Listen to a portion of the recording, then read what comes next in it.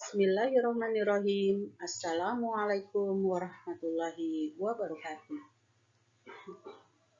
Saya Nurbaiti SHI. Dalam pertemuan kali ini di media pembelajaran kita akan mempelajari tentang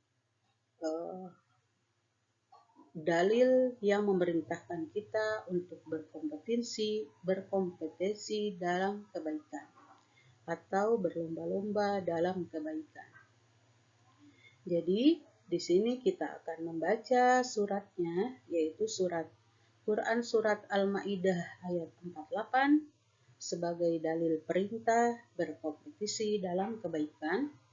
Begitu juga kita nanti akan mengidentifikasi hukum bacaan yang ada dalam surat Al-Ma'idah ayat 48. Yang ketiga, kita akan menjelaskan makna dari Quran Surat Al-Ma'idah ayat 48, dan nanti di akhir juga Ibu akan memberikan link video yang video itu berkaitan dengan materi kita, yaitu Surat Al-Ma'idah ayat 48 yang berkaitan dengan berkompetisi dalam kebaikan atau berlomba-lomba dalam kebaikan. Baiklah, di dalam surat Al-Ma'idah ini kita akan membaca bersama-sama surat Al-Ma'idah ayat 48. A'udzu billahi minasy syaithanir rajim. Bismillahirrahmanirrahim. Wa anzalna ilaikal kitaba bil haqq musaddiqan lima bayna yadayhi minal kitab wa muhaiminan alaihi fahkum bainahum bima anzalallah wa la tattabi' ahwa'ahum amma ja'aka minal haqq likulli ja'alna minkum syar'atu wa minhaja walau sya'allahu laja'alakum ummatan wahidatan walakinna liyabluwakum fima atakum fastabiqul khairat ilallahi marji'ukum jami'a falyabluwakum bima kuntum fihi takhtalifun. Ya, yang maknanya dari ayat ini kita akan bisa baca, yaitu dan kami telah turunkan kepadamu Al-Quran dengan membawa kebenaran, membenarkan apa yang sebelumnya, yaitu kitab-kitab yang diturunkan sebelumnya. Dan itu batu ujian terhadap kitab-kitab yang lain. Maka putuskanlah perkara mereka menurut apa yang Allah turunkan, dan janganlah kamu mengikuti hawa nafsu mereka dengan meninggalkan kebenaran yang telah datang kepadamu. Untuk tiap-tiap umat di antara kamu, kami berikan aturan dan jalan yang terang. Sekiranya Allah menghendaki, niscaya kamu jadikannya satu umat saja. Tetapi Allah hendaknya menguji kamu terhadap pemberiannya kepadamu. Maka berlomba-lombalah berbuat kebaikan. Hanya kepada Allah lah kami kembali kamu semuanya. Lalu beritahukanlah yang telah kamu perselisihkan itu. Inilah surat Al-Ma'idah ayat 48. Nah, di sini sudah kita baca sama-sama dan akan kita identifikasi tajwidnya. Jadi di sini sudah Ibu kotak-kotakan, jadi kamu bisa melihat bahwa contohnya kita akan mempelajari mad tabi'i bertemu dengan hamzah pada lafaz yang berbeda. Itu dimasukkan pada hukum mad jaiz munfasil. Nah, itu terdapat dalam kalimat wa anzalna ilaika.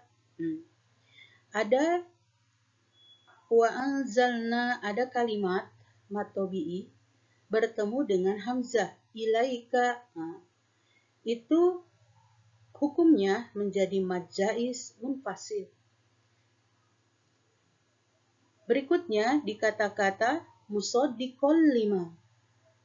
Nah, itu adalah hukum idgham bila gunnah. Yang tandanya adalah ketika fathah atau tanwin bertemu dengan huruf lam. Karena huruf lam adalah termasuk hukum idgham bila gunnah. Yang selanjutnya itu ada izhar. Di kata mana? Di kalimat mana? Nah, itu di kalimat wa muhaiminan alaihi. Jadi izhar itu kan artinya jelas. Jadi kalian tidak membaca dengan wa muhaiminan. Nah, itu salah. Karena nun mati ketemu dengan tanwin bertemu dengan ain, itu adalah izhar. Ain itu huruf izhar, makanya dia dibaca jelas. Jadi cara bacanya bagaimana? Wa muhaiminan alaihi. Di nomor 4 ada mad wajib muttasil. Amma ja'aka.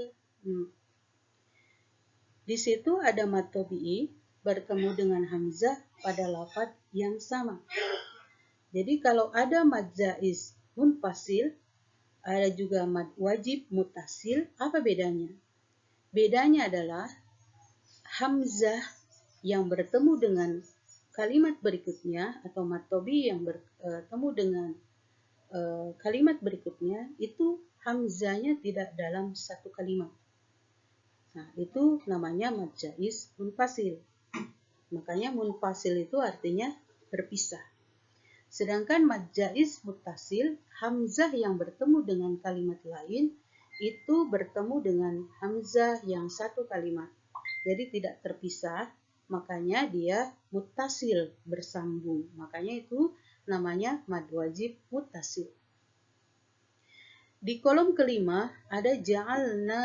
Nah, ini mad tabi'i. Jadi ketika ada alif di belakang atau hamzah di belakang kalimat, maka itu hukumnya mad tabi'i atau hukum membacanya panjang satu ketukan atau satu harakat. Ya, itu adalah hukum-hukum bacaan yang terkandung di dalam surat Al-Maidah. Tentunya akan banyak lagi, tapi kita akan membahas pada materi ini dengan 5 hukum bacaan saja.